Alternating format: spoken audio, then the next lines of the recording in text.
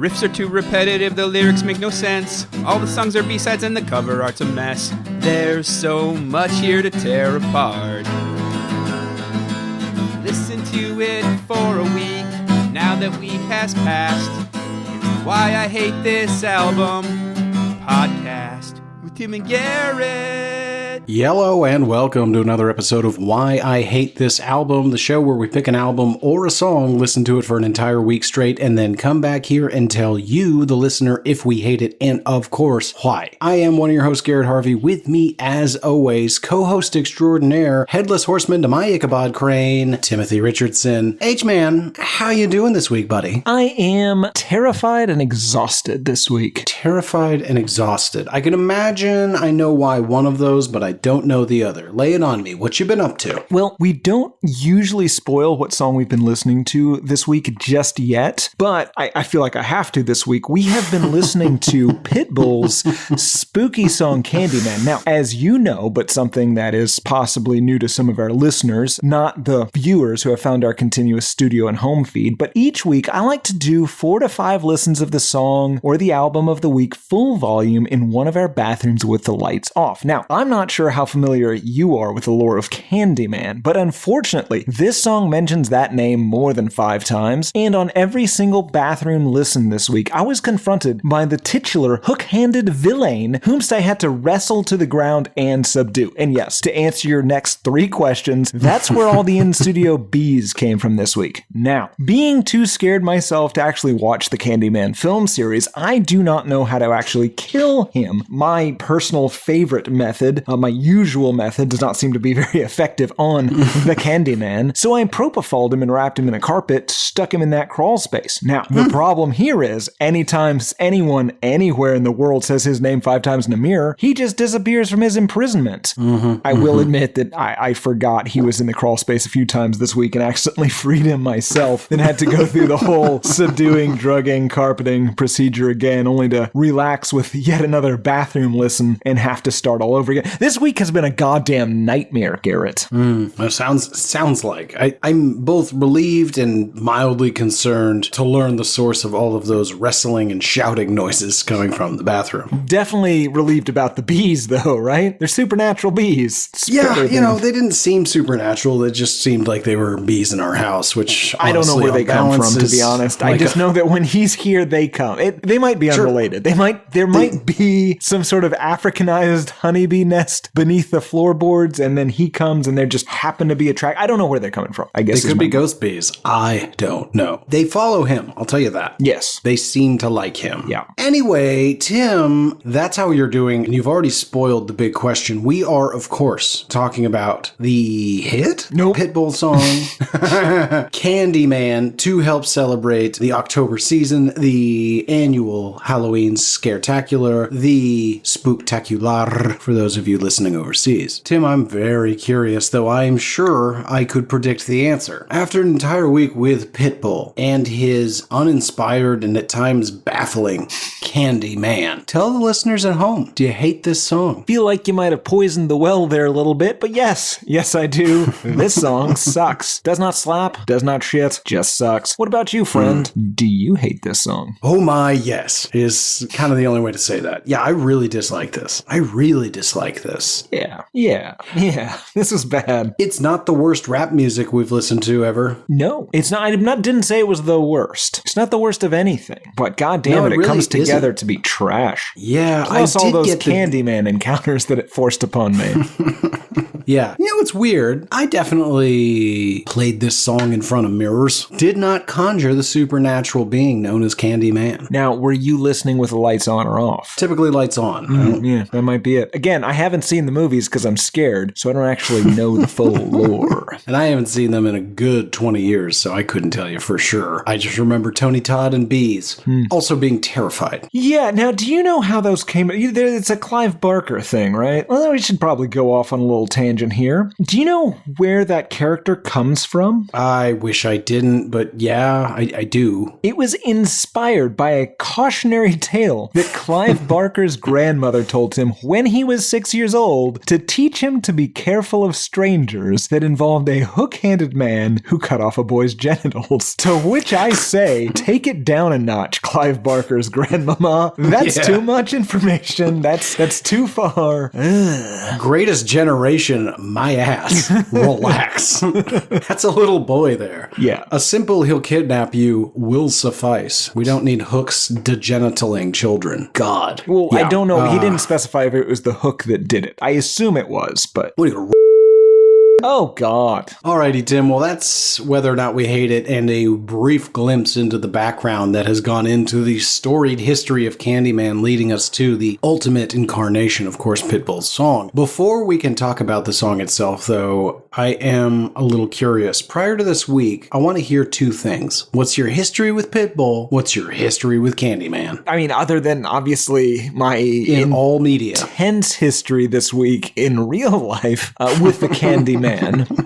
Changed forever, aren't you? Yeah. Other than that, very little. I've seen like I'm aware of the movies. Like I know what Candyman is, but I feel like this one was lost to Saudi Arabia to me. Kind of the same thing with Pitbull. I am not interested. I'm right not to be interested. I had no idea this song existed until somebody put it in a skull-shaped spook hopper and we drew it last week. Yeah, I am unfamiliar with most of what we were doing this week. Now I'm very familiar, other than, of course, watching the movies, which I am scared to do. Right, and listening to anything else written or performed by Pitbull, which you are scared to do. Right. I do not like him or his stupid music. What about you, Garrett? I assume you were a big fan. I assume you were the one that put this in the skull-shaped spook hopper. No, it wasn't me. One of our pesky interns trying to force garbage on us once again. Well done, interns. Excellent October spooktacular goof.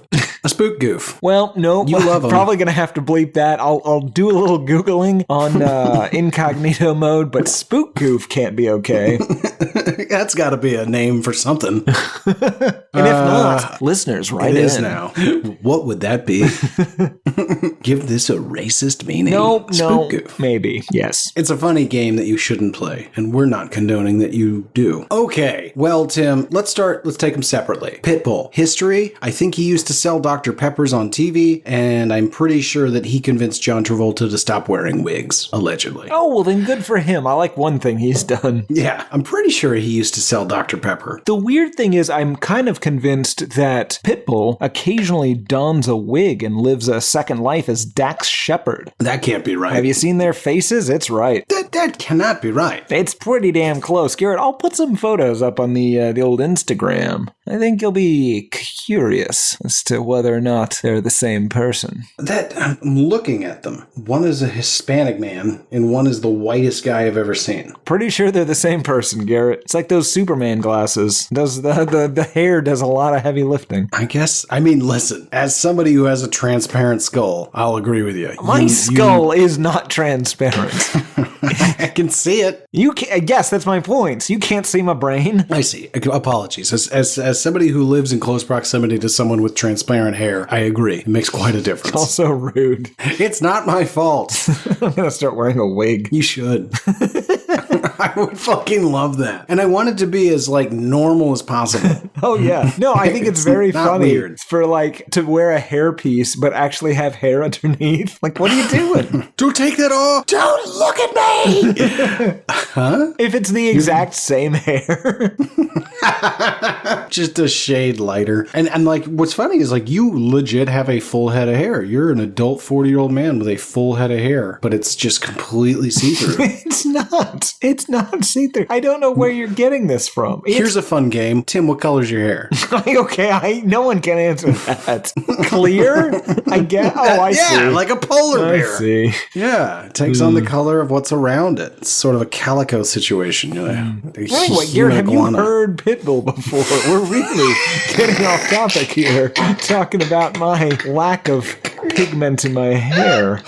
So Pitbull, aside from Dr. Pepper and John Travolta, not a lot of history. Candyman. I definitely saw a couple Candymen. Big fan of Tony Todd. I'm pretty sure we've spoken about our appreciation for the man on previous episodes. R.I.P. Don't really really recall seeing it since we ticked over into the new millennium. Yeah. But basically, as I recall, and this is a loose memory, feel free to write in, listeners, hatePodMail@gmail.com. What's Candyman about? One of those things you and I could easily have Googled beforehand, but why would we? I recall it more or less sort of taking the Bloody Mary folklore and putting that into a movie. Well, sure. Okay. And that seems to be what you described, where you were saying Candyman 5 times in a dark room and summoning some sort of spirit which you had to wrestle and then roll into a carpet CIA style and propofol. Yes. Do you feed him after you put him in that crawl space? Garrett, he's a ghoul. I don't know what they eat. Fish food? Well, he ate a bunch of propofol. You really eat like this, that. Tony Todd.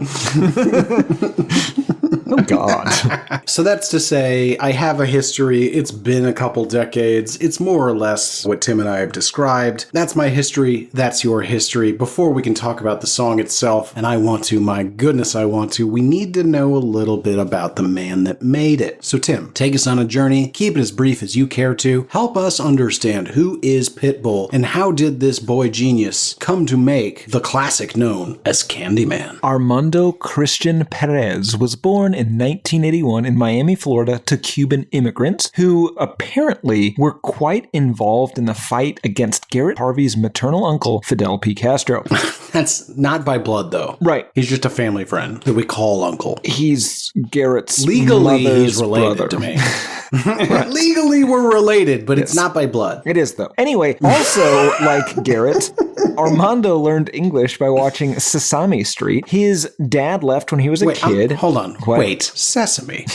That's not how I spelled it. His dad left when he was a kid, and he was mostly raised by his mom and, of course, the television, except for a brief stay with a foster family in Georgia due to a bit of a substance abuse problem with some of his parents. I don't know. I didn't put that much effort into finding out exactly what happened. He then got kicked out of the house for doing drugs as an older youth, which seems pretty hypocritical, but he really seemed to internalize Miami culture and kind of made Guy from Miami his entire personality, similar to Jeff Lindsay. Jeff Lindsay, of course, the Dexter author guy. He did the white version of this, including marrying Ernest Hemingway's like daughter or niece or something, but Armando did like the Cuban version of this. Like, if not for Miami, he is no one. He is as blank as I am.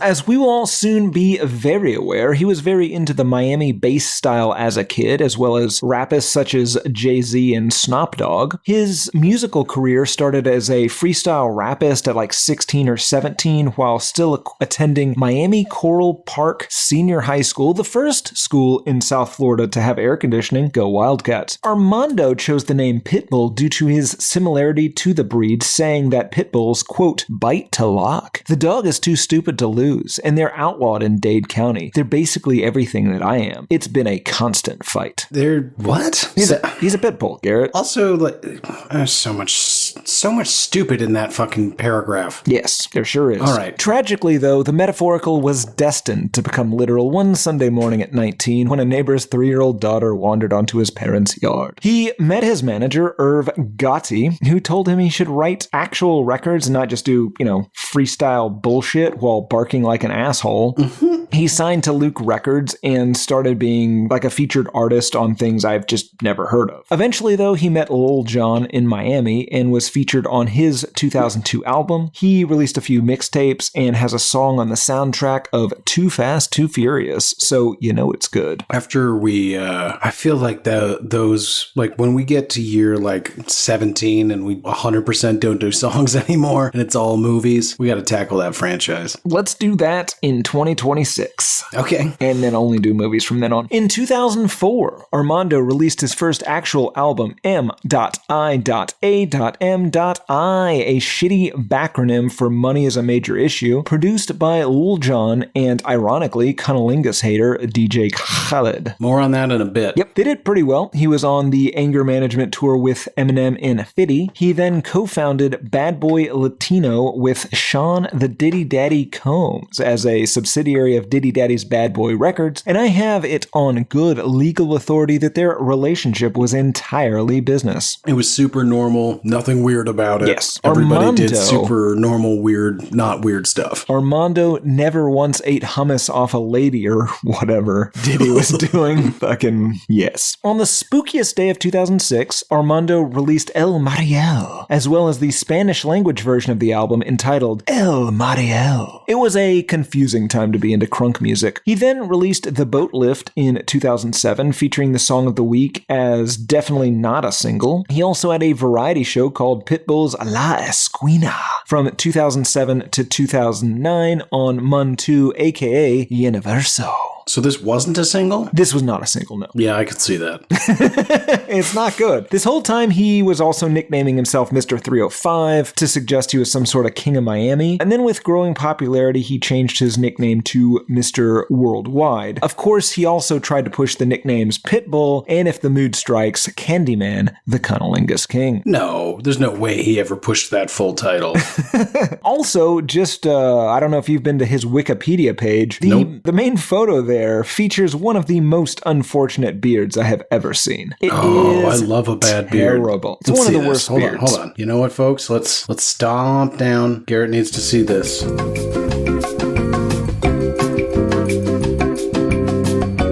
Ooh, yeah. Not a good beard. It's like if a milk mustache was a beard. Ugh. Yeah, it's one of the worst beards I've ever seen. Dude, he's got to be rich as shit. Pay somebody to make sure that doesn't ever make its way to the internet. That is an unflattering photograph. He's got enough money to hire a young Cuban boy, remove the hair follicles from this boy's head, and have them implanted into his face. Yeah, he really ought to consider getting one of those Turkish hair jabbies, but for his face. In 2009, there was a bit of unpleasantness when he was arrested for driving 40 plus miles per hour over the speed limit on the Palmetto Expressway. According to one article I read, he failed a breathalyzer, quote unquote, punted every single field sobriety test administered, and in one of my favorite descriptions I have ever read, quote, visibly smelled of alcohol. Now, I realize that last one is probably a typo, but I like to think that it implies he had cartoonish booze stink lines just wafting up from his head. It was wafting off him.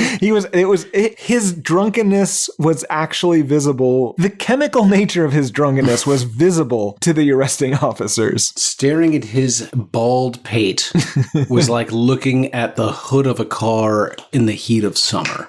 Just waves radiating of alcohol stink. Yes. Now, he was, of course, found not guilty after his lawyer successfully argued that he was targeted for arrest simply because he was a celebrity and not because of the, 40 plus miles per hour over the speed limit and allegedly, but very obviously, drunken and reckless driving. Allegedly. Wow. Hell of a lawyer. Yep. Armando released Pitbull, starring in Revolution in 2009 as well. He created his own label, Mr. 305 Incorporated. Video then emerged from a Colorado show of Armando punching a fan in the face. His explanation for this was, he said, this guy just kept throwing cash up on the stage and into the audience, so he brought the guy up on stage. And then that guy threw a bunch of cash directly in Pitbull's face, so Armando punched him in the face. I hate to side with Pitbull, but I'd probably punch that guy in the face too. Well, sure, but I just think the guy got off super lucky that he didn't use his Pitbull powers. Oh, okay. Hold on. I probably wasn't paying attention, and you're implying that he's got some sort of dog powers. Listen, I'm just saying he wants to be known as Pitbull, and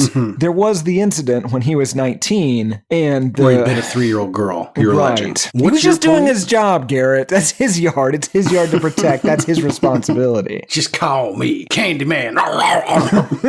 Now, riding high on his defeat of the cash guy, he was given the key to the city of Miami and then got to work with T-Pain and James Buffet, or Jibu as Garrett calls him, to do the new theme song or fight song or whatever for the Miami Dolphins. I don't think Jimmy Buffett's contributions made the final cut. They really seem to go the T-Pain Pitbull direction with it. God, I love how somebody gets arrested for ripping through the city going presumably around 100 miles an hour, drunk or not. And they're like, you know what this guy needs? Key to the city. Well, that was a different city, Garrett. That was Los Angeles, I believe. Oh, I'm sorry. Different city. Still, I don't know. Maybe Google it. Maybe. Does this guy do shitty things? He performed on a Spanish version of We Are the World for a Haiti benefit, then released a Spanish language album called Armando in 2010. He released Planet Pit in 2011, for which he was sued sued by Lindsay Lohan for the line, "I've got it locked up like Lindsay Lohan." The case was obviously dismissed, a case in which our very own lawyer, Gino, has unsuccessfully used as precedent to try to defend us in court on 3 separate occasions. Stop using it. Yeah. They lost. Having apparently received his online bachelor's degree in marine and atmospheric sciences, I guess, he released an album entitled Global Warming in 2012, mostly about the science of climate change and also about how he, like global warming, has been around for a while, but suddenly people are paying attention.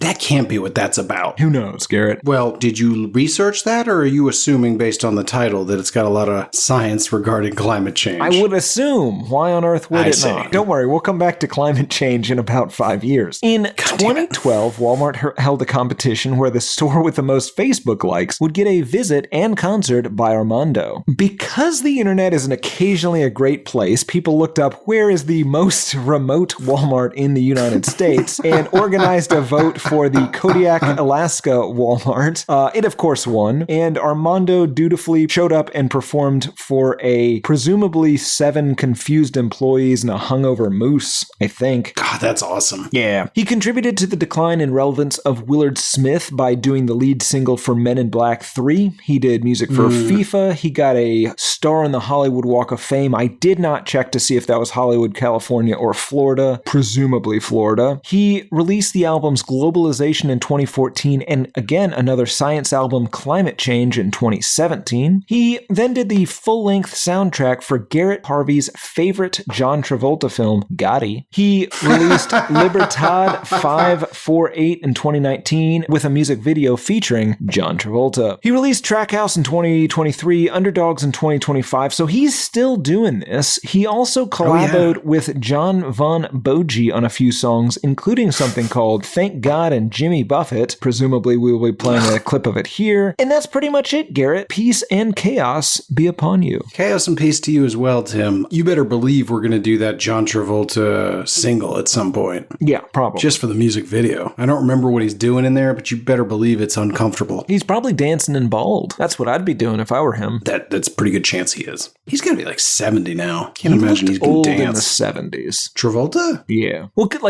he looked old like everyone did. Because everyone smoked and no one worked out. And I don't know. I've been trying to figure out at what movie the peace comes in. And I think Broken Arrow is either the last one before there's some sort of peace or the first one where they're truly augmenting. See, the smart thing to do is as you're losing your hair, do a bunch of movies where you intentionally have fucked up but real hair. So then when you do the piece, everyone's just like, oh, he just stopped being an asshole and, having crazy hair. I think that's the Nick Cage approach. Just like, you don't really know what's going on up here. Because sometimes it's long, sometimes it's short. That hairline's taken so many different twists and turns. He's gotten so many plugs, but sometimes it's a rug. Like, I don't actually know what's what anymore. Only one way to find out. Stroke that head. Oh, yes, we could do that. Well, you know what? We don't have time. Track number 1. Great history. Before we talk about the song, let's give everybody a little bit of a taste. Folks, you've never heard it. We wish we hadn't. Here it is, Pitbull's Candyman featuring Twista.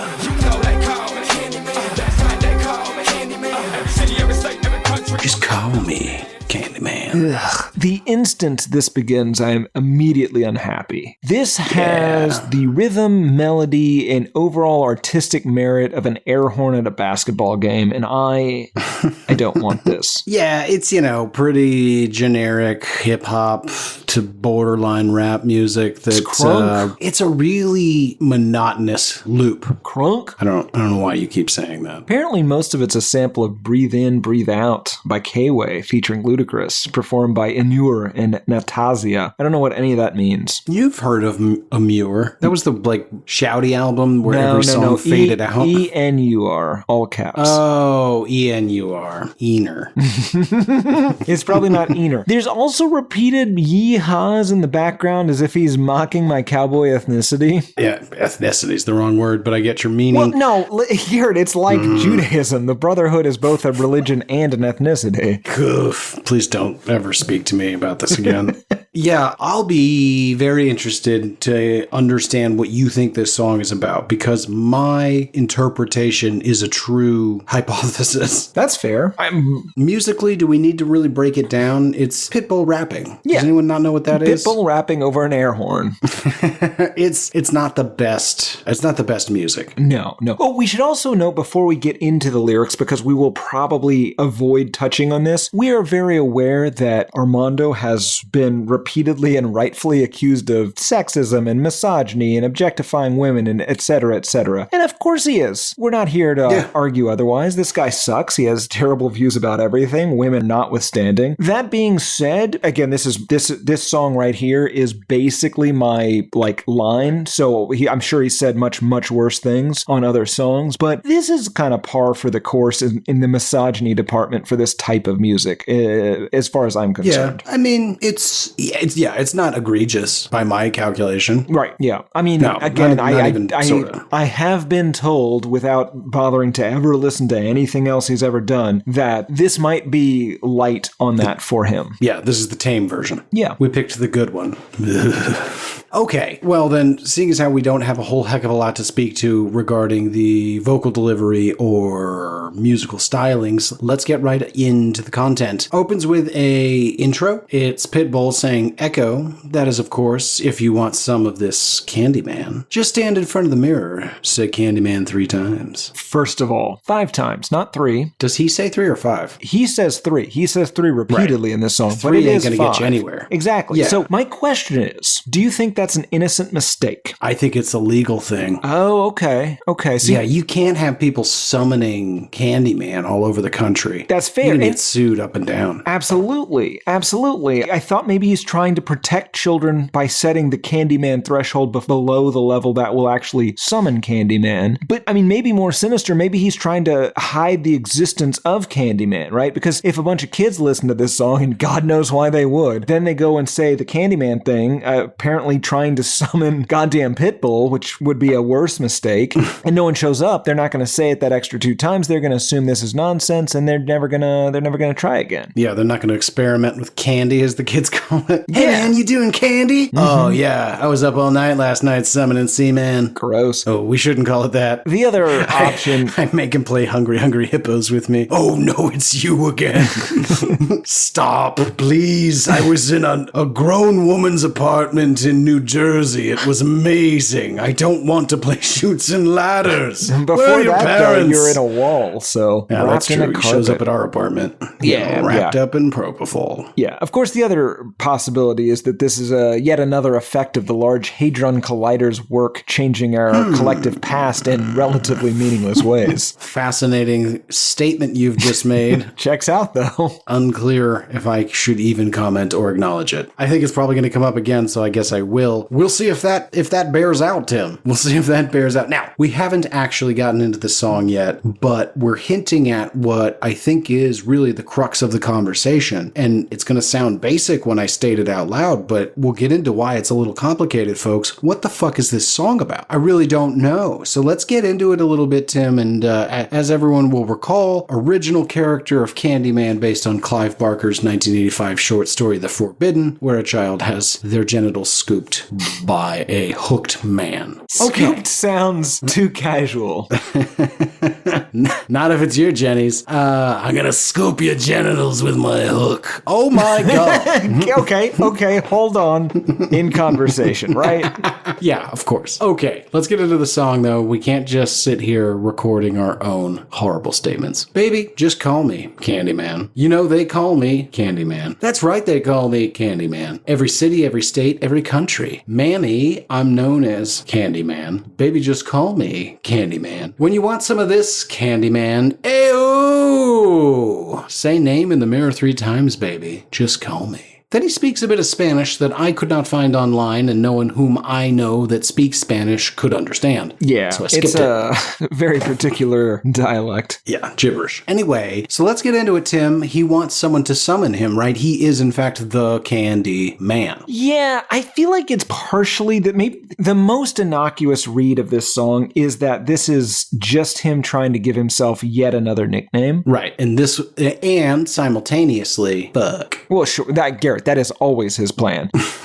I do think, though, that it's irresponsible, based on my experience at least, of him to say Candyman this much. Like, I wonder how many people this song has in fact killed. It's probably not. You gotta be in front of that mirror and, according to you, in the dark, right? That's my read. Okay. Well, then I think the combination of saying it that many times in a row in front of a mirror in the dark is low enough that, listen, are people being murdered by the demon Candyman who gets summoned accidentally? Absolutely. Like, at least when you were in the bathroom, you know to be on guard. It's your most vulnerable room. Yes, but not while I'm doing my bathroom listens. Like, I want to be clear. I want to be clear in case people are misunderstanding. Like, I'm not using the bathroom while listening to this. I am in the bathroom, in the calm place, lights off, doing my relaxation exercises, listening to the song. I'm not like... I have to admit something. I thought your relaxation exercises was a cute euphemism for poops. Oh, no. I've got a whole breathwork thing that I'm doing. Oh, you're in there meditating. I thought you were, Not meditating, Garrett. Breathwork. Oh, well, and back to hating you. Okay. Let's keep going, see if we can form a theory. We'll do it together. I don't think that you're ready for the bang bang. I'm sorry, I forgot how insane this is about to get. Let's take it again, folks. I don't think that you're ready for the bang bang. When I bump in the guts, I be tearing it up, doing my thang. Hey, little mama. I'd love to see that ass in Victoria's Secret pajamas. Yes. I'm a freak that eats pussy like Jeffrey Dahmer. Let's just pause there, because I think there's enough to chew on. No pun intended. Not ready for the bang bang. When I bump in the guts, I'd be tearing it up, doing my thang. I mean, don't call sex bang bang. Don't refer to bumping in the guts. You know what female listeners write in, or I guess suppose folks who are entered upon. Are you aroused by the idea of it being called guts? Because I find that gross. Yeah, and I was going to ask, you do know a lot of gross people. Sure. Do you know anyone that will say something like, hey man, I really bumped her in the guts last night?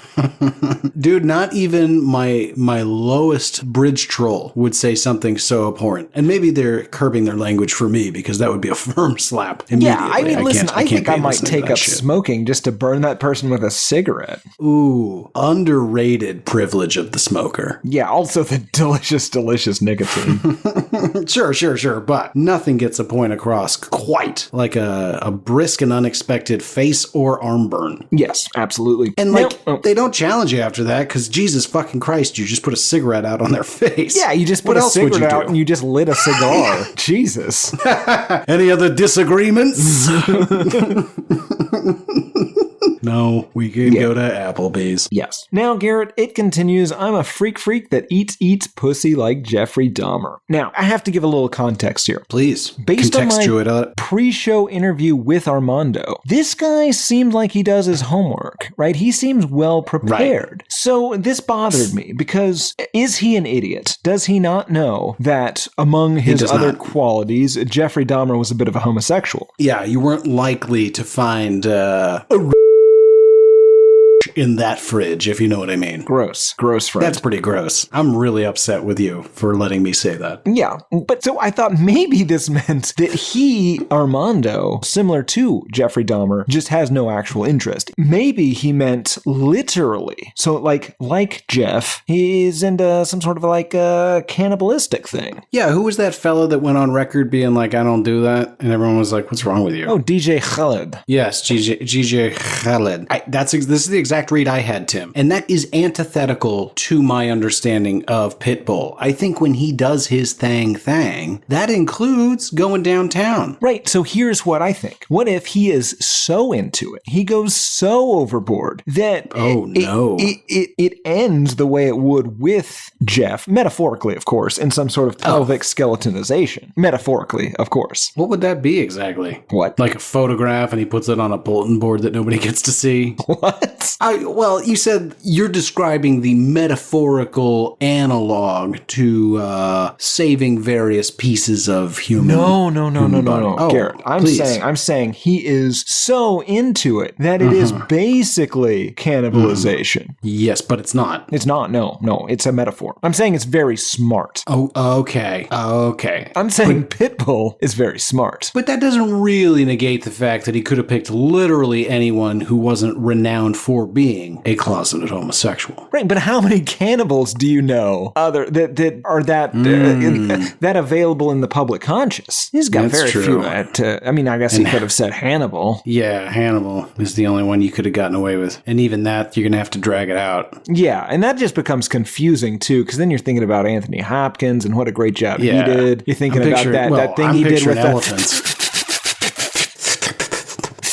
Hello, Clarice. Yeah. Where's Miggs? Miggs had a bit of an accident. He needed to learn to hold his tongue. He swallows his tongue in that movie. It's good. Yeah, okay. But I don't think that's possible, so. I don't either. Believe you me. I tried. As a educational exercise, purely. Didn't think through the consequences of being successful. Yeah, you could always dig it out, you know? Yeah, I got chopsticks. Okay.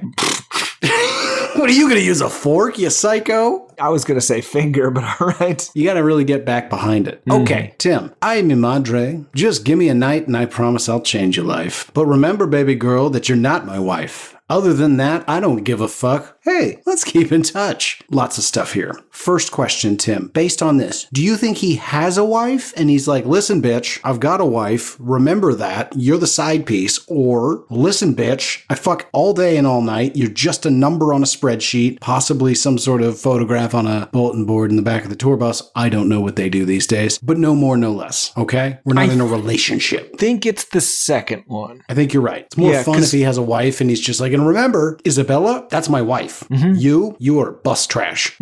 Yeah. She's my angel. She's my angel. You are not her. She's the mother of my children. Don't even say her name. Yeah. I do not want to see that mouth, which I have seen do unspeakable things, say her name. You bus trash. Her, mother of my children. You crumpled up Hershey's wrapper at the back of the bus. Forgotten. This is terrible foreplay.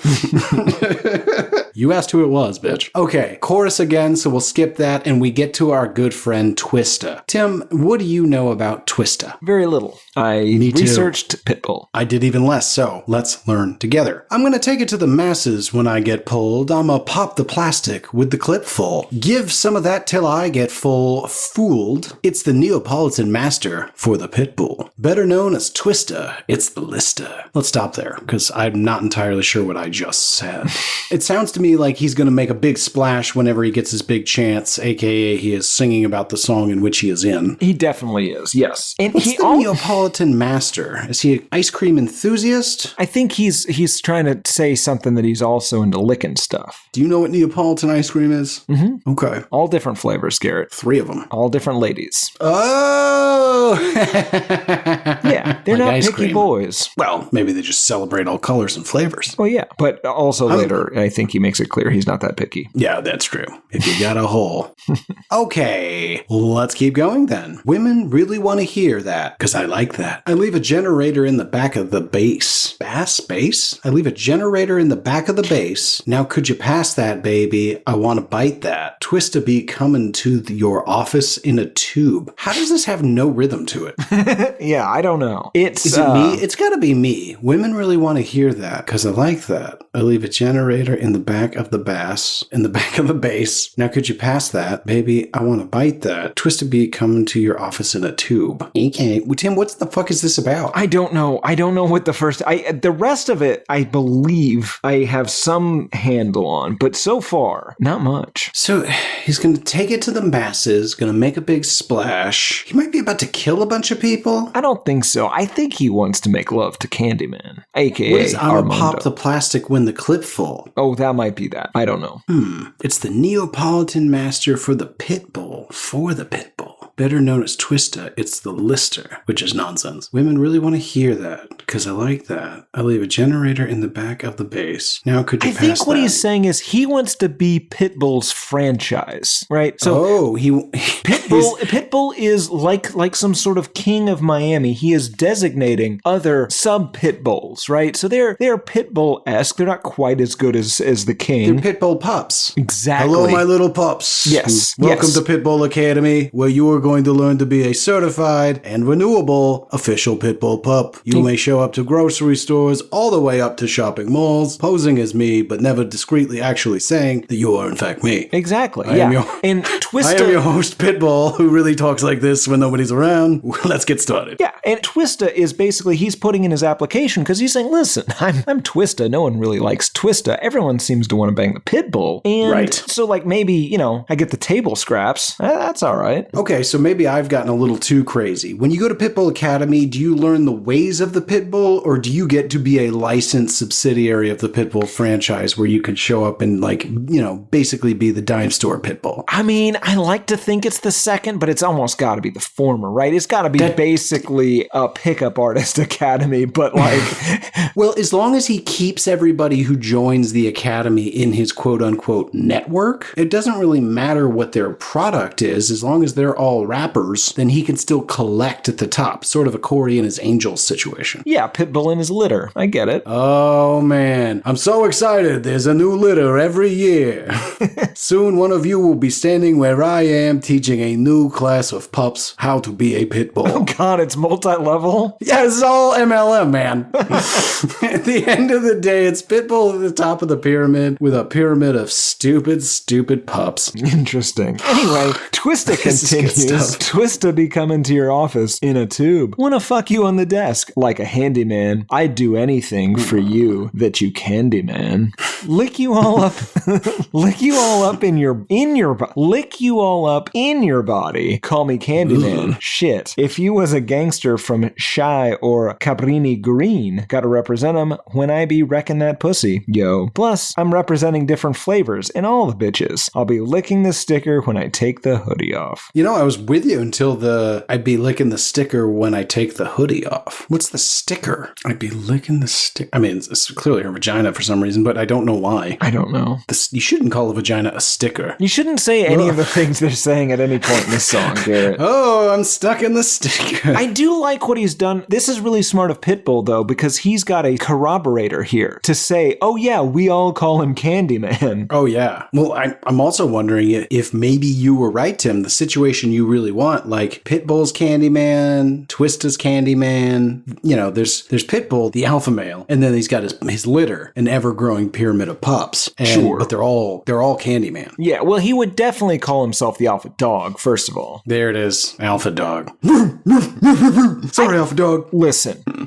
It is inconceivable that he has never barked at somebody. No, absolutely. Absolutely. I'm sure I can't imagine that there doesn't exist a Pitbull album where he isn't barking on one of the tracks. Yeah, that's probably true. It's gotta be a thing. Garrett, Pitbull then goes on, and I think this is where it really becomes clear that he is in fact training others to be Candymen as well. Because he says, now I'm not saying that I turned every woman that I'm out with, because then I'd be lying, but God knows I'd be trying. So he's saying, listen, the method doesn't work every time. It would be crazy. It would be false advertising to suggest that it does. But here's the thing. 48% of the time, as long as your standards are low enough, you're going to get that sticker or whatever. I know, right? I know. You're going to get that stamen stuck in the pistol. Ew, don't do plant stuff. That's gross. I was trying to make it better than sticker. It got worse. It's sort of like golf when I'm swinging this iron, but even Tiger Woods has his off days, and I gotta stop myself here. He implies that he is the Tiger Woods of fucking. Now, I am aware that Tiger Woods, we did not realize that Tiger Woods was the Tiger Woods of fucking for another 2 years, but you gotta have some idea, right? Yeah, I think people who knew for sure. Yeah, Pitbull should have known. So Tim, Tiger Woods, he has his off days swinging that iron. Take us through the next line and contrast what we just heard. And me,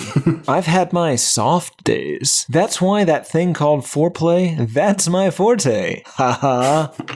Should we stop there? Yeah, let's just really zero in on this for a minute, because for me, it's the crux of the whole song. I think that all of this talk has created a bit of an issue. I think that according to this song, just according to the facts in the song, nothing else, Pitbull he may suffer from erectile dysfunction. He definitely does. I mean, let me rephrase, because I don't want to get sued here. Maybe not Pitbull, but the character Candyman, the person in this song, definitely does. Yeah. Yeah, and I think that all the braggadocio in the beginning, they're like, well, sure. Here's the thing. I'm real good at the other stuff. I guess I didn't mention, you can call me Candyman. Also, my dick don't work. Candyman, my dick don't work. Candyman, my dick don't work. Soft as cheese, camembert.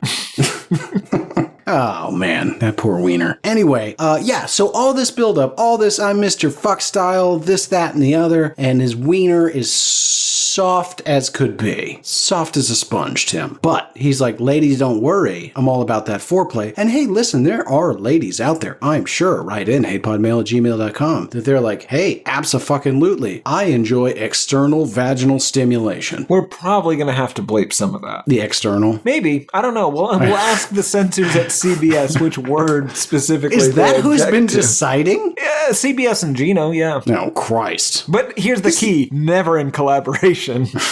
Never in that order. Yeah, that's fair. Okay. Song continues. Because, baby, it don't matter what you look like. But if you don't talk dirty and get nasty, we might as well stop and call it a night. Why waste time? That's right. But on the other hand, if you got an open mind and you're willing, we can get down to the needy greedy, lick pussy, ass, and titties. So, yeah, he has no interest in looks. He's got no standards, really. Right, but it's very important that that person is going to be A-okay with non-penetrative intercourse. Yeah. At least traditional penetrative intercourse. And also they're going to have to sign an NDA so that they don't go blabbing about the Candyman.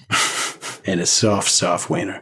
Allegedly, and also just about the character that is definitely described in this song. Yeah, I'm just talking about what happened to this poor bastard in the song, where he made all this hubbub about how good he was at fucking ladies, then he got some back to his tour bus, and he was like, oh, hey, when I said all that, I meant mouth stuff, mostly. Maybe the arc of the song is at first there's all the braggadocio, so that's him on the floor, or on the stage of the airport Ramada, and, Twist is in the audience. All of the pups are. The whole litter is there, and they're getting all into it, and they're all like, yeah, man, that's awesome. And then he brings the lady out on stage, and he's going to show him exactly what he means. He's like, just take a small step back. Like, I'm not going to be able to perform in front of all of you guys.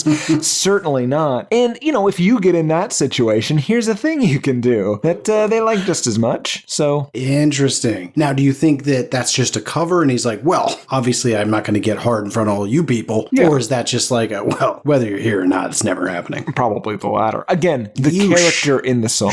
Of course. Interesting stuff. The idea that somebody's going to make penetrative love to another human being in front of a crowd of people for the purposes of education is progressive. Especially if he knows that it's not going to happen. Just poor planning. How'd you get yourself into this situation? He thought he could talk himself into it? Yeah, we'll just see what happens on the day. We'll do it live. I don't think it's going to make your wiener work better, sir.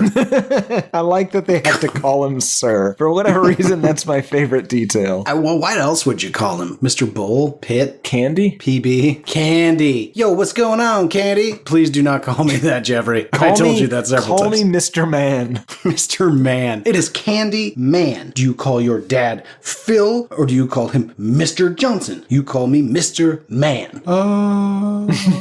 Is it too late to get my money back? Obviously. Yes. The check is cleared. I technically own you now. Give me your rap lyrics. If there's anything in here I can use. Oh, God. Alrighty. Then we get the chorus again. Oh, I mean, do we need to spend any time about licking that pussy, ass, and titties? I think it's pretty self-explanatory. Yeah. He does the things he can do. And that's good. Sure. And listen, sounds like a pretty good time. I don't think anyone's going to complain. It's just you should be upfront about that. Maybe reverse the order.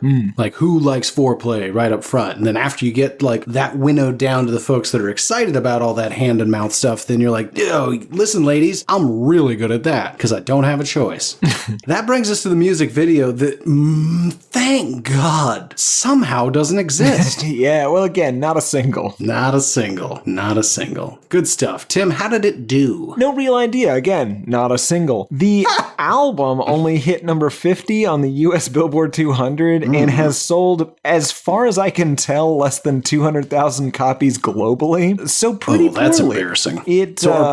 It might be certified silver in the US. I don't know. It might get that weekly Why I Hate This Album bump, though, so we might turn this into a spooky single. It might get re-released. You're welcome, Candyman. It's rare we get to say this with somebody that's this well known. Our show, more successful than this album. It is. It absolutely is. Nice. I mean, it earned us considerably less money because we don't charge anything for it because we just can't figure out how it all works. I feel like you should be able to. You billed yourself as Captain Computer when we started this. You said, call me Captain Computer. You had all those business cards made up. I said that was a bad idea, but, I will admit that they did work. Got a lot of IT business, but that's not what we're supposed to be doing, Garrett. We're supposed to be doing the podcast. Right. Well, I got so much business with those business cards that I don't have time to do the podcast. Now, is that why we don't have a Patreon? It's part of it. It's definitely part of it. Also, here's the truth. There are two reasons you can't give us money. One is there is, to my mind, no reason why we need to go through Patreon. Like, I think we can just literally set up a PayPal donation something and away we go. Yeah. And not have to give nearly a taste that you got to give Patreon. Or that's again, leave a flash drive filled with Bitcoin in our mailbox like you get paid when you do the thing. Come on, man. We definitely have bleeped some of those words. I was very vague. Not vague enough. You implicated me. Anyway, the other reason is that I don't want to do the taxes. And you did also bill yourself as the tax man, so. I did make those jackets. Captain Computer, the tax man. It was a weird day. Yeah, I don't know. I was going through something. Yeah. I think I was manic. Yeah. Weirdly, you also insisted on being called Candyman, but. That was unrelated to this, to be very clear. Yes, no, absolutely. This was before we even know this existed. Full of candy. Yeah, right. Good stuff, Tim. What did people think of it? Well, Garrett, there is no Robert Christgau review this week. Not surprisingly. Tragic. There are no Amazon reviews this week. Huh. And there's no good YouTube comments. I mean, Noodle26 15 years ago said shark horny as his comments. I think we go out on shark horny. I can't imagine you beating it. No, let's just unpack it for a second, though. Like, what do we think that means? I mean, he may as well have said, like, I don't know, chupacabra happiness. Snapping turtle top hat? No, snapping turtles are real. Oh, I see. I'm not going to get bogged down into this argument again, but just assuming sharks are in fact real, what if he's a marine biologist and this song makes sharks fuck? Oh. We have no way of knowing.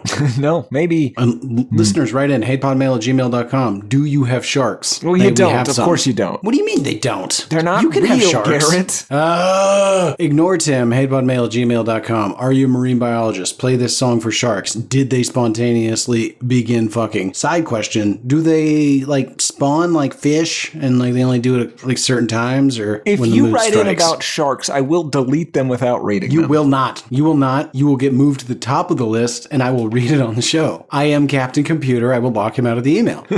That is fair. I do not know how to get in without him. He has to do log me in every call time. The tax man. He has something called two-factor authentication. I don't know how it works. Tim's got no access to the second factor. Alrighty. Well, that's how it didn't do, nor is it what people thought of it. But that brings us to final thoughts regardless. So, Tim, what did we learn here? Oh, Garrett, I don't know. I mean, I think we learned something very specific about Pitbull and his physiology. Or maybe excuse me. The Candyman and his physiology. That is better. I think maybe we learned an inspiring story about making do with what's available to you. And if your genitals turn into a soft Play-Doh-like material, get good at eating pussy. Probably going to have to bleep some of that. Play-Doh. I'm going to continue to suggest the words that I'd like you to edit and appreciate it if you don't touch the others. The quality of the show has deteriorated slightly in recent years. That's okay. Okay, Tim, we've said things, we've looked at stuff. You gave us a very lengthy history, probably one unworthy of this artist. Before I ask the big question again, I'm going to ask you a different one. Will we do a Pitbull album? I want to say no. I feel like all the songs are going to sound, they're all going to be about his erectile dysfunction and... You don't know that. I suspect it. And they're all going to sound like they were performed Garrett at a basketball game in secret. Like that's when the mood struck him. So he popped out his recorder, and then that made it to the final cut. Pitbull aficionados, hatePodMail@gmail.com. What album? We'll do it. Let us know the good one. We will not guarantee that. Come on. I guarantee it. Just guaranteed it. It's locked in now. Legal. I don't say when. If one of us dies before we get the opportunity, it's not our fault. Okay, so we're going to kill Garrett. That's what I'm hearing. No, I'll explain it later. The good news is nobody has to die. Well, the bad news is... Can someone? Someone already has. Yeah. I thought you were doing a thing to get rid of the thing.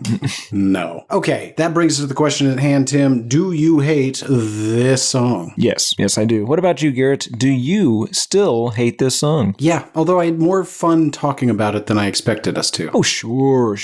But you don't want to, listen to it again, right? Heavens no. Right. Here's the thing. I don't think I would even recognize it until a minute in. Yeah, it's very generic nonsense. Yeah, I even had to listen to it, and I listened to it probably, 10 times in the last week. I had to listen to it one more time today just to be like, what the fuck is this again? Yeah. Ugh, no thanks, Pitbull. Do better. Mm-hmm. Alrighty, that brings us to listener mail, Tim. Would you like to go first, or should I? You can. I'm certain you don't have mine, because the subject line made it clear that this was not for you. I mean, you realize that would almost instantly make me click on it. But I assume it didn't. No, it didn't. I didn't see it. I have a different one. Mine begins. I don't think it had a title. If it did, I didn't write it down. Doesn't matter. Hi there, Garam Masala and Tim Chiru. Greetings from the sunny land of Scots. Being a big fan of the God Awful Movies podcast, where they watch terrible Christian movies, then rip the shit out of it, I was looking for a music podcast in a very similar vein. After trying out some really subpar, boring podcasts, and then he lists a few that he found to be not good, but we're going to be nice and not include that part, because a lot of people say mean shit, and we'll skip it. Anyway, I read a comment on their Spotify page that praised you guys, so I figured I would check it out. I listened to your Kiss the Elder episode because it is my favorite Kiss album. All right, let's pause right there. What? It's my favorite too. Yeah, you know what? Let's make it a three-peat. You're absolutely right. Anyway, this weirdo who apparently loves, Hobbit-inspired Kiss albums continues. And I absolutely loved it. The mix of snarky humor and storytelling was something that tickled my funny bone, and I immediately subscribed to WIHTA. This guy's, or lady, I don't know, this listener's great. But let's be honest, probably a guy. Yeah, I mean, the statistics would point that direction. I'm currently listening to an episode a day. That's too much. That is too much. I love the stories that you managed to weave from the lyrics to some frankly awful albums. The story you created from Trans was genius, and yes, Tim, that album is in fact excellent. Love this guy. I also love the fact that neither of you are up your own arses. Absolutely true. We do not take ourselves or each other seriously in the least. I take myself very seriously. But not your musical opinions. Oh, God, no. There you go. I'm currently up to episode 134, your second stab at Rob Zombie. God, he has so much to go. Yeah, but he's so getting I'm a little behind. But he's right in that Spooktober Fest season. Oh, that's true. Enjoy that. So I'm a little behind in terms of being up to date, but I hope with a little help from both of you to get there really soon. My favorite episodes are the ones where you give that pile of fetid camel spunk known as nu metal a good fucking kicking. The Prepisodes are fun as well. And Garam's standalone musical history lessons are educational and entertaining, just like a Bruce Willis movie. What? For album suggestions, I'd love to hear your take on the Satanic Majesty's request. Ooh. That's fun. Yeah. I mean, I like it quite a bit. I do too. And the WWF wrestling albums. I don't know how we've avoided these. I keep suggesting John Cena, and you keep telling me to shut the fuck up. That's true. Hey, Tim? Yeah. Oh. I would also like to nominate any album by Fozzy, the metal band featuring wrestler Chris Jericho on vocals. Is he the guy? No. Oh. I don't know wrestlers. Did that guy have a band?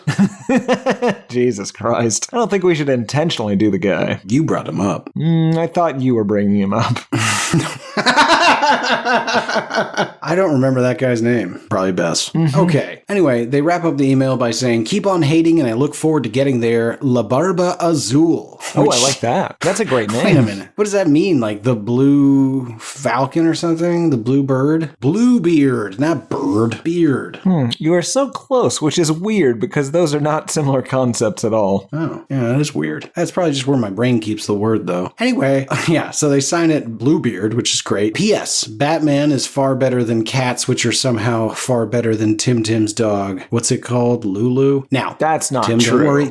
Tim, don't worry. You don't even have to say it. Bluebeard, love the email. Great stuff. Fantastic suggestions. Loved it T to B. Gotta tell you, Yogi's a very good boy. He is so a it's good Batman, boy. then Yogi, No, then cats. I don't know. Listen, I don't know that we can necessarily say for sure. I think, look, I'll even put them on equal plane. I'll put them right dead even. We'll end the dog wars today. There's too much fighting in this world, Tim. Also, they love each other. they do. I'm going to say Yogi's a little bit better, though.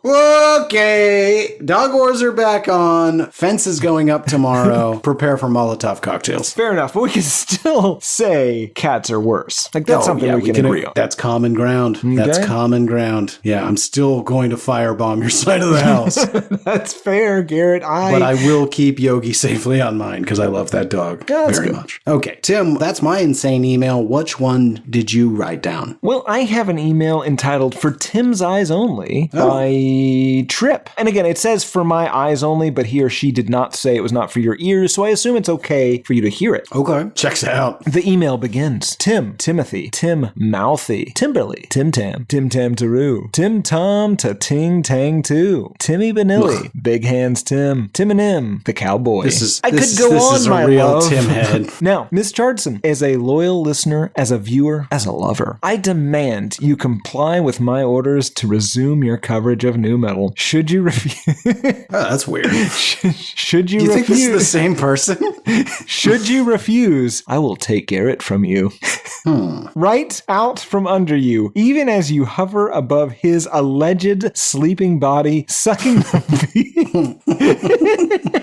Jesus Christ. Sucking the beefy breath from his lungs. He will be taken. He is a simple man beast with simple man beast desires, and they do stray so easily. Wait, just wait. Someone's gonna kidnap me. Okay, sounds far-fetched. I hope they're gonna explain how. Possibly with a sausage? I don't know. You're a man beast with simple man beast desires.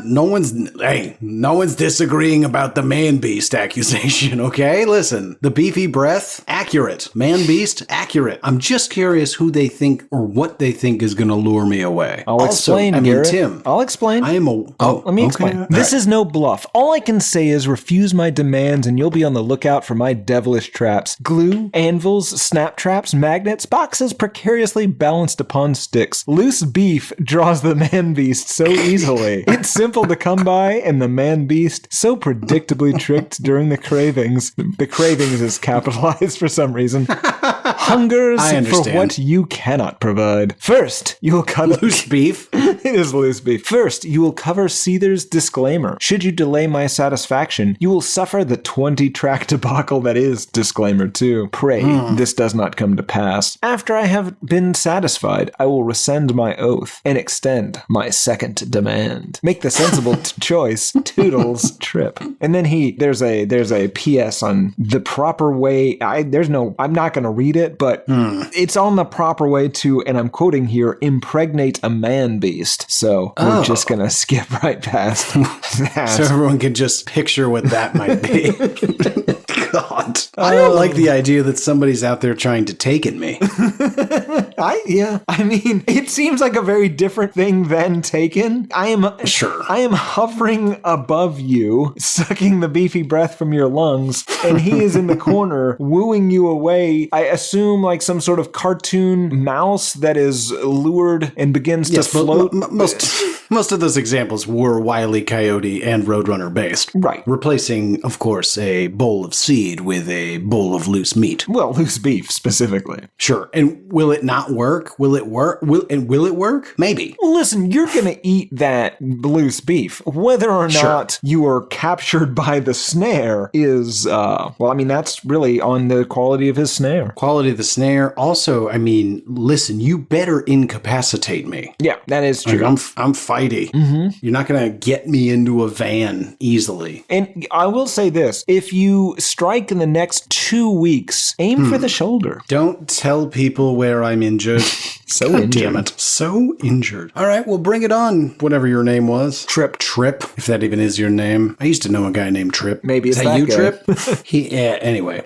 Great email, Tim. That is to say, threatening. That brings us to music news of the weird. Should you go first, or would I rather? I suspect that it's Tim's turn.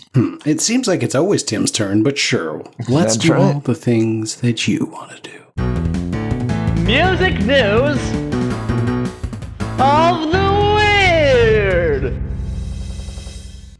In It Just Won't Stop news, Ed Sheeran is planning on dying and apparently leaving behind some posthumous music, like Tupac, I guess. Last month, he released the album Play and has plans for albums called Pause, Fast Forward, Rewind, and Stop. During an interview with Zane Lowe probably, he was asked the obvious question. So Stop's the last one, right?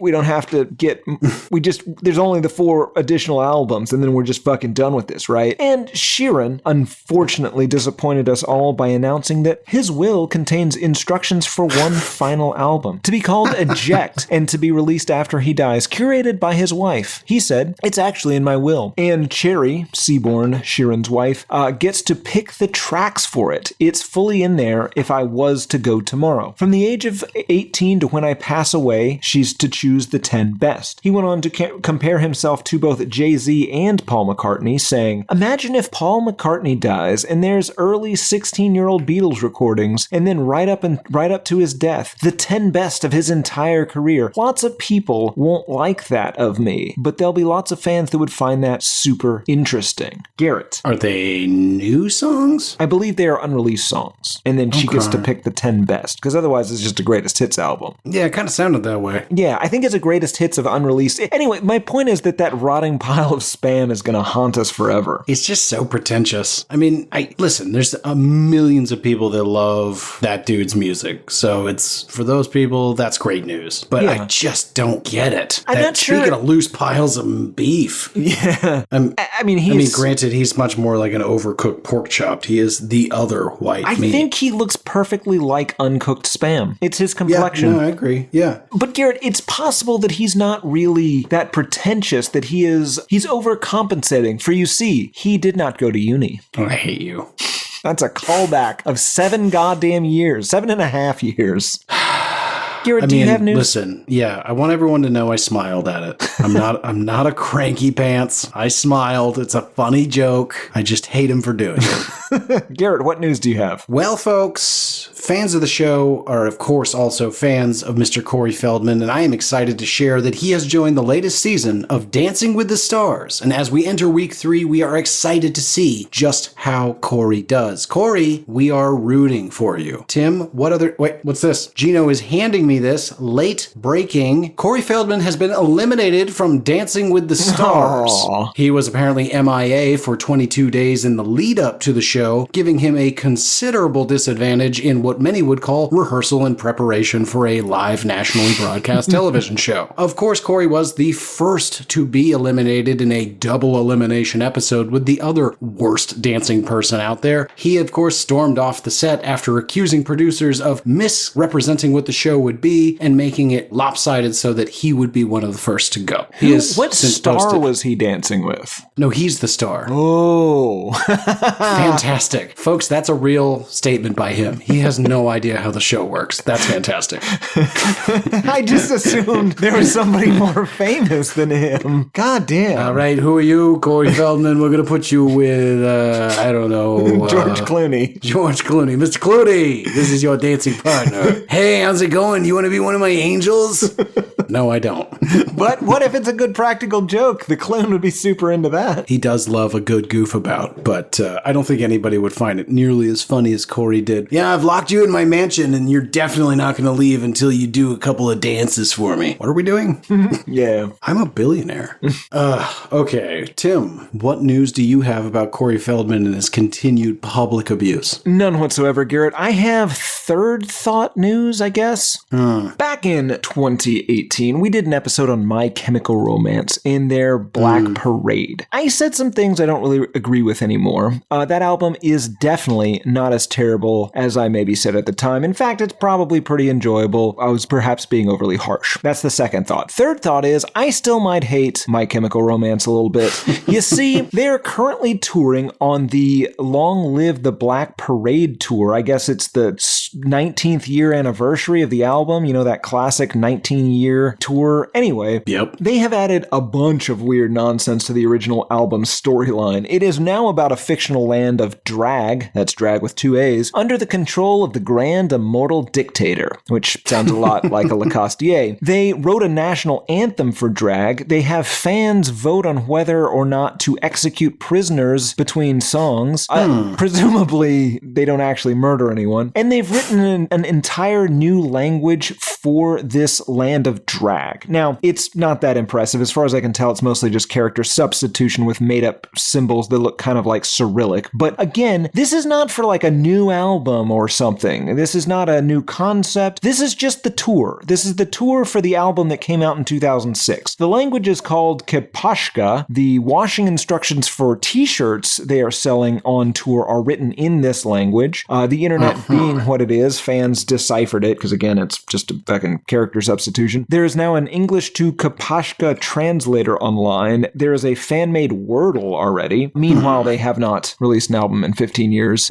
It has been 17 years since the Black Parade was sent to the moat. In that time, a great dictator has risen to power, bringing about the concrete age, a glorious time of stability and abundance in the history of drag. His grand immortal dictator wishes to celebrate our rich and storied culture, fine foods, and musical entertainments by welcoming you to these great demonstrations of power and resolve, and lending voice and song for the first time in 6,246 days. Their work privilege ceremoniously reinstated will be his grand immortal dictator's national band, the Black Parade. Are there new lyrics? I don't think so. I think they're just doing the Black Parade. I guess it's like The Wall. I've heard people go and say it's actually quite a good show if you're, into seeing the Black Parade or seeing My Chemical Romance turn the Black Parade into The Wall. But I am not. You got more news? Anything to beat that? Yeah, I'd say so. All right. Confident. Tim, in tragic news. Actress Nicole Kidman, Oscar winner, has filed for divorce for a second time in her life. Her beautiful life. From her Grammy Award-winning singer and husband, Keith Urban. After nearly 20 years of marriage, Tim, according to court records, Miss Kidman and Mr. Urban, 57 years old, not sure why I wrote that down, who met back in January at 2005, where they were both being honored at the Good Day LA annual gala in Los Angeles. They are both Australian. Yeah. Yeah, hosted by the American Australian Association. An association I'm still not entirely unconvinced is ironic in nature. We're gonna have Good Day LA. That's not an old diminutive. I too am always suspicious when things rhyme. Fuck you. Let's see here. Now, Tim, this is not official, and I want to be really clear. We are not saying this at all. At all. Not you, not me, not even the show. People on the internet are saying, word on the street, scuttlebutt. Keith was out there hound dogging with another younger lady, and she's just not gonna have it. Nicole said, nope, you're out of here. So, we'll see. All right. Just want to be a quick reminder to Keith Urban that we have nothing and our show is technically losing money, so you'd only be suing us for debt. Ooh, you should sue us for that debt. Tim, it's a mind game. That's not how it works at all. I am the tax man. Captain Computer. Captain Computer, don't make me call the tax man. I am the tax man. Wow, I didn't think you could get nerdier. Okay, Tim, other heartbreaking news you might have for us? Yeah, Garrett, in ongoing 6699 news, 6699 is in a bit of legal trouble again. Daniel Hernandez, as he is sometimes known, was in a mall in Palm Beach County where to be honest, that might already be a violation of his parole, particularly particularly because malls in this country resemble some sort of abandoned crack den at this point. But then a verbal altercation took place where a guy started taunting 6'6" over being a government witness. So Mr. 99 and another guy knocked him down and kicked him and punched him a bit, and then, as the Big Apple Times described it, quote, fled when they realized their target had a gun.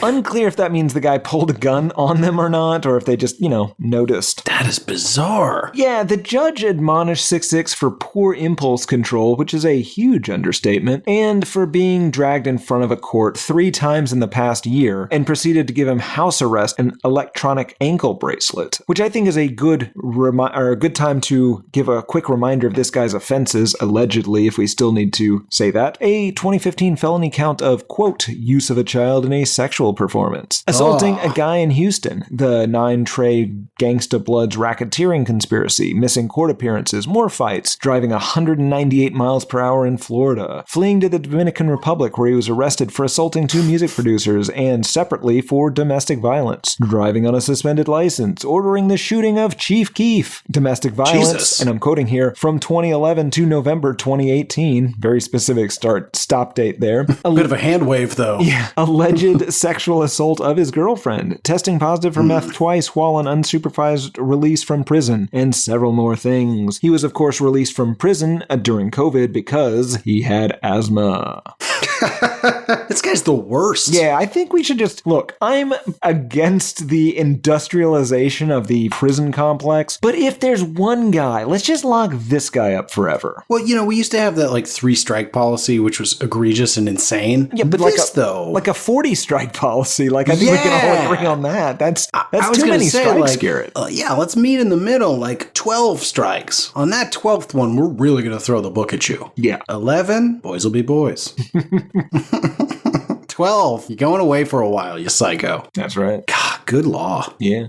What other news do you have, Garrett? It gets weird from here, Tim, so strap in. Kneecap, a band, had a terror charge thrown out of court on Friday, September 26th, in a legal victory for the Irish rap trio. There we go.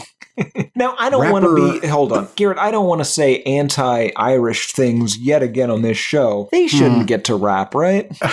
It doesn't sound like it would be terrifically appealing.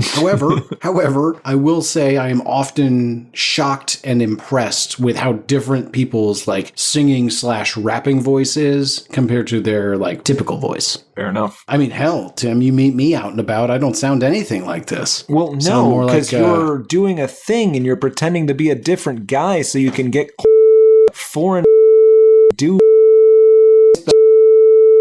the... Stop, please. You lost me at 4. Sorry. I guess... By lost me, I mean I began bleeping every word. Technically, you're the but you get the flash drive when you're done, if you've done a good job, right? Please don't talk about my flash drives. Anyway, Tim, I must continue. Rapper Liam, bunch of crazy Irish. That's not a name of a guy that's going to be good at rapping. Liam? Come on. His name's probably William, and he went with Liam. Yeah, they do like to shorten stuff. Anyway, rapper Liam O'Hanad. Not getting better. Liam O'Hanad. That's too many weird letters. Anyway, who performs under the name, this would have been much easier, Mo Chara, had been, here's proof, folks, I don't pregame it, it's all live. The name Mo Chara had been charged with a terrorism offense for allegedly showing support for Hezbollah, a group prescribed terrorist status by the UK government. Not terribly uncontroversial statement, but the incident occurred in November of 2024 at a concert at London's Kentish Town Forum. Video footage from the show appeared to show Mo Chara displaying a flag associated with Hezbollah, and he was subsequently charged with a terrorism offense in May. However, the judge presiding over the case, Tim, said that the proceedings against the defendant were instituted unlawfully and are therefore null. He then went on to go out of his way to say, to be clear, I am not saying you are not guilty. I am saying they charged you wrong and you get to leave as a matter of technicality. I mean, I'm sure he is guilty under their, but that's their pretty crazy law they got. Laws are insane. Yeah, well, strap in, buddy. Just around the corner. Yeah, that's true. Yeah. You're going to get deported as a U.S. citizen. It's going to be a very one-sided thing, though. So, as long as we really lean into that alt-right, I think we're going to be fine. And I know you don't want to lean into the alt-right. Thank you. Correct. But we're going to have to. because otherwise, Listen, if you see me doing that, assume it is some sort of elaborate infiltration or the start of a long-term plan to become, I don't know, Le Costier. Anyways, probably have deleted that master plan. Tim, what other news do you have? Oh, none. I thought my 3 stories were good enough. I guess, if you want to do the minimum. I do. I always want to do the minimum. You know what? Let's follow your lead. This is the part of the show, Tim, where we announce what album we're going to be listening to for an entire week straight before we come back here and tell you, the listener, if we hate it and why. So, Tim, roll that giant pumpkin around and pick out a bouncing ball. What spooky album are we going to be talking about? Ooh, Garrett, you're going to actually like this album. This... False. I think you might. I don't know that you know this album as well as I do, but I just pulled the spooky album. The spooky great album, Warren Zevon's Excitable Boy. I mean, he's spooky looking. That you don't shouldn't want to have run been in into the that hopper at all, character. because that album's just great. But interesting. Yeah, I don't know this album. I know one song. Is it Werewolves of London? Of course it is. Do, do, do, do, do, do, do, do. It's good stuff. Not familiar with that. Anyway, weird pick. Wouldn't have expected it during the Spooktacular. Yeah, but I mean, it is spooky. You've got the werewolves, you got the Excitable Boy, you got that other song in there. I mean, Excitable Boy sounds disturbing. I don't know if it sounds scary. Well, you'll find out. I will find out. All right, folks, we got to stop and wrap it up right there. It's past my bedtime. But as always, please rate, review, subscribe, follow, email us, reach out to us. We want to hear from you. It's very fun to hear the stories and suggestions and questions that you have for us, the show, the music, the artists. We'll talk about it all. And you can find us at hatePodMail@gmail.com. You can find us on Instagram at hatepod. On Twitter, that's album hatepod. And I'm G Harvey Tweets. Email's the easiest though, or Instagram. Oh, we have Discord servers. We have subreddits. I mean, if you're on the internet, you can use these various methods to find us. It's not that hard. But for this week, that's going to do it. I've been one of your hosts, Garrett Harvey. I have been the other, Timothy P. Richardson. And today, October 2nd, 2025, Garrett P. Harvey said, I'm going to scoop your genitals with this hook.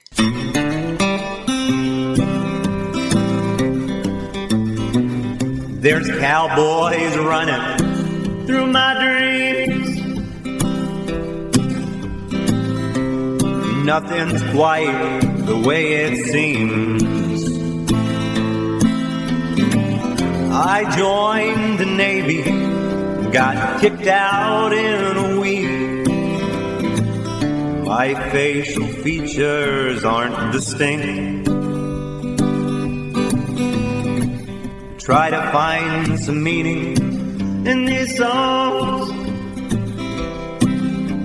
The genius is a genius, got it wrong. No, it's a lobster murder sex thing. It's the bleaching of the rear. A full assault on both your ears. The riffs are too repetitive. The lyrics make no sense. All the songs are B-sides. The cover art's a mess. Listen to it for a week. Now that week has passed. It's the Why I Hate This Album podcast with Tim and Garrett.